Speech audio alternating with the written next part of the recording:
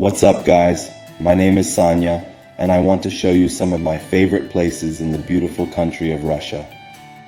So now you're going to see my top 10 places in Russia.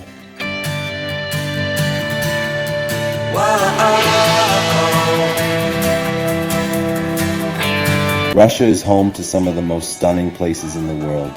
This country is full of incredible landscapes and views, their history, magnificent views from the Black Sea to the mountains of Siberia. First of all, Russia has so many places to offer a tourist to visit for the first time. And believe me, you will not regret at all. From this trip will remain only positive emotions.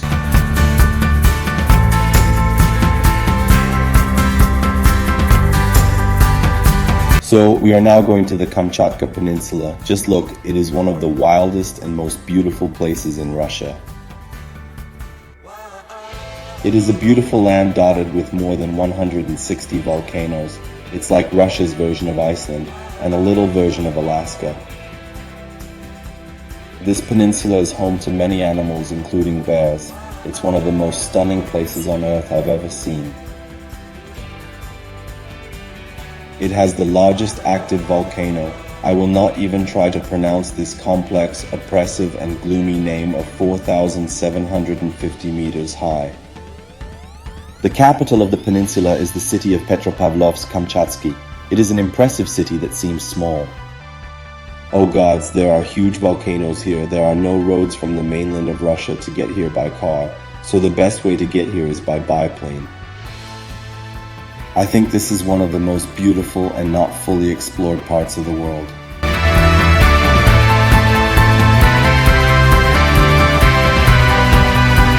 After Kamchatka, we are going to head to Siberia. It's a huge region. It makes up over 3/4 of Russia. For the record, its territory is over 17 million square kilometers. Such a big Siberia, but less than 25% of Russia's population lives there because of the harsh weather conditions. After all, not everyone can live in temperatures ranging from -18 to -55.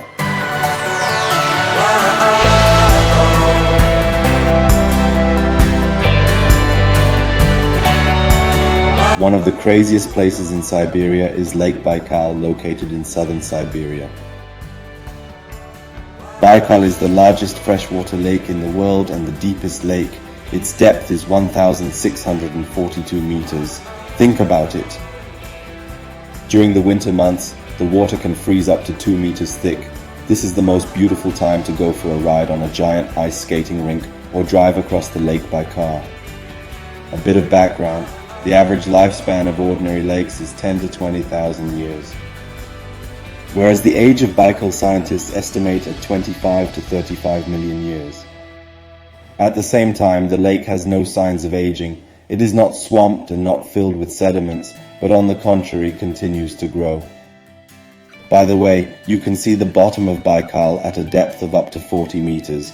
The water of Baikal is clean and transparent. Many visitors are sure that you can drink it directly from the lake. However, according to scientists, you should not do this. In the course of research, toxins have been found in the water, which can be dangerous for humans. There is an island called Olkhon on Baikal. It is the third largest island, and there is the most famous attraction of the lake, Shaman Rock. There are several dozen ritual pillars here that have a secret meaning for the local indigenous people. So this is a beautiful place that is in my top 10.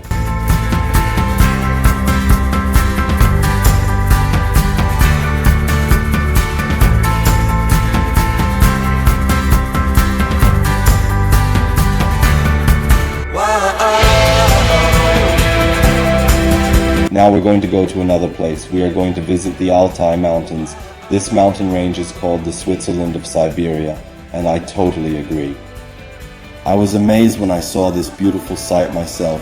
The landscape is so amazing that you just stand there with your mouth open. The Altai Mountains are a mountain range that is located not only on the territory of Russia, but also extends to Mongolia, China, and Kazakhstan. Altai translates as Golden Mountain, and I must say that the Altai landscape justifies 100% of its name. It is a unique sight, golden colors and dense vegetation. The highest point in Altai is Beluga. The height is simply amazing, 4,509 meters, and this is one of the most beautiful places here. You won't believe your eyes.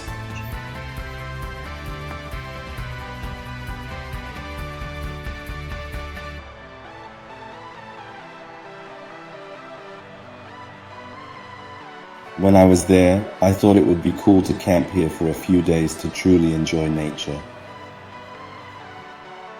Russia looks even better than Switzerland, who would have thought? Another beautiful place in Siberia is Yargaki Park. It is located in the south of the Krasnoyarsk region, represents an array of multi-directional ridges, spurs, largely worked by the glacier. The site is simply incredible. It is truly the pearl of Russia.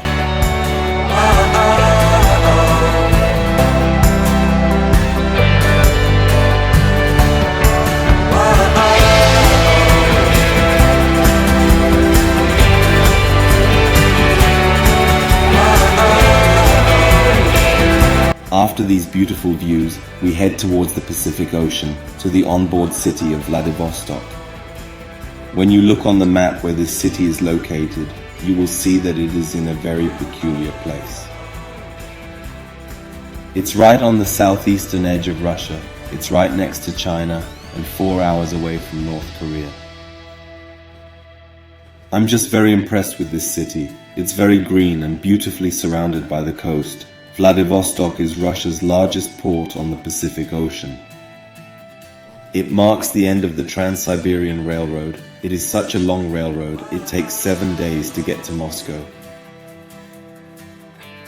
Vladivostok is famous for its bays, clean beaches, picturesque capes and mysterious islands washed by the waters of the Sea of Japan. Located on the other side of the world, the city attracts all lovers of the unknown. By the way, here in the forests and mountains live wild animals, the rare Amur leopard and Amur tigers. Now I'm going to make a 7-day trip across Russia to Moscow, located in the central part of Russia. Moscow, by the way, is the second most populous city in Europe, with a population of over 12.5 million people. Moscow is a city where medieval streets of the 16th century and the skyscraper of the highest observation deck in Europe coexist. Wherein the former crystal factory or chocolate factory create creative spaces, and social club is not a limousine and frank, but a movie at night and dancing to vinyl. Moscow has almost 450 museums and about 10,000 restaurants, cafes and bars. In dozens of parks you can treat yourself to delicious coffee and specialty donuts, or visit international exhibitions, competitions and marathons. And this is very much enjoyed by 12 million Muscovites and 20 million tourists who visit Russia's largest city every year. Getting to know Moscow traditionally begins with the city center. The Kremlin and everything that surrounds it invariably attracts tourists. I want to note a great construction, a crazy and amazing thing. This is a fortified complex that was completed in 1495. The president's residence is here, so it's the Russian equivalent of the White House. Moscow is a great starting point to visit the Golden Ring of Russia. It is a tourist route that passes through ancient cities from northeastern Russia, which have preserved unique monuments of Russian history and culture. The center of folk crafts. These are very ancient cities. There are a lot of churches and they look just amazing. Golden Ring, an encyclopedia of ancient Russian architecture. The classic route begins and ends in Moscow, and the ring unites 8 cities. These are Sergeyev Posad, Pereslavl-Zaleski, Rostov-Veliki, Yaroslavl, Kostroma, Ivanovo, Suzdal and Vladimir. On the map you can see that the route forms a ring to the northeast of Moscow. These are not just ordinary cities, but places with a unique history and ancient monuments. That's why the ring is golden.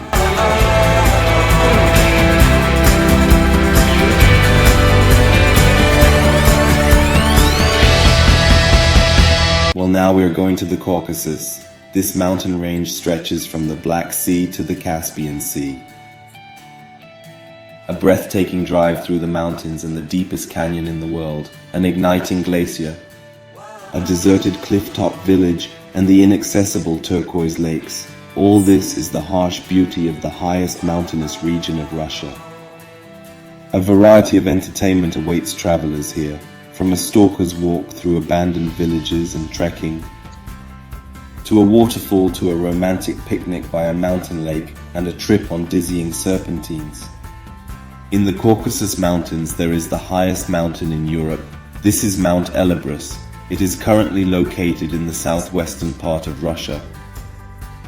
The height of Elbrus is 5,642 meters. It is a dormant volcano, and the last eruption was in the 50th year AD. The mountains in this area remind me very much of the Swiss Alps. It's just impossible to believe the beauty. If you want to climb to the top, there is the easiest way. Take the cable car up to a height of about 4,000 meters, and then take the normal route.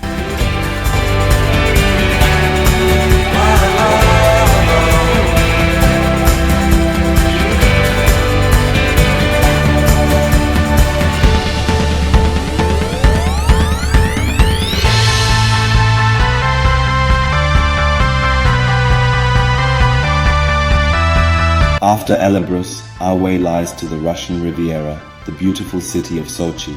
Sochi is one of the most famous resort cities in Russia, the place of the Olympic Games in 2014 years. People come here for recreation, walk along the long promenade, sunbathe on the beach and swim in the sea. And you can also spend the whole day in the park's Arboretum and Riviera, find abandoned sanatoriums, and even jump from the bungee. Sochi is famous for its coastline. Vacation in Sochi is interesting at any time of the year. In summer, tourists are attracted here: warm sea, beaches, hot sun, and riot of subtropical vegetation. In winter, Sochi surprises with its contrasts. On the coast can be very warm and green. At the same time, in the area of the Red Glade, mountain slopes are covered with snow and tourists go skiing.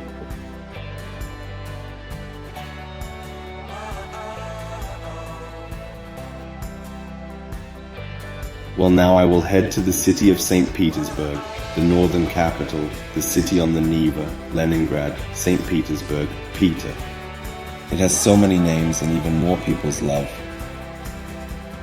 St. Petersburg has always been the second city of Russia, but for many Russians and visitors from abroad, it has forever occupied the first place in the heart. Coming here, it's hard not to fall in love with the beauty of pre-revolutionary architecture, luxurious, elegant, unique, and unforgettable. St. Petersburg is called the cultural capital of Russia for a reason. After all, it is hard to find a city like it at all latitudes. Its history began relatively recently, but has already managed to absorb hundreds of episodes about which every street, every building, and every corner speaks. When visiting the favorite city of poets and painters, be careful, because it will not let you go so easily. The best sights of St. Petersburg are presented to your attention. Only after visiting them, you can confidently declare that you have recognized the city at least half.